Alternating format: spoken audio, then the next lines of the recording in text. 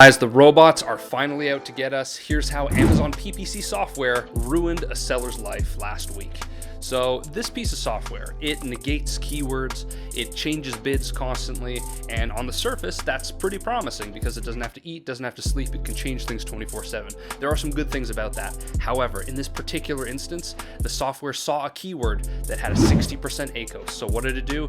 It shut it off. But little did the software know, that was the main tentpole keyword for this whole account. That was basically responsible for lifting up a lot of its ranking. It doesn't matter if the ACOS was 60%, the seller needed to keep their market share on that keyword, but the software didn't know that larger growth plan, that strategy, so it shut it off as it would, and then the sales tanked. The ad sales tanked, the organic sales tanked, and the seller lost a ton of money for that week. You can obviously reverse this, but the damage is already done when it comes to ranking. For more on how to scale up an Amazon FBA business profitably, I wrote a free 40-page book. I'll drop it in the comments. I'll see you next time.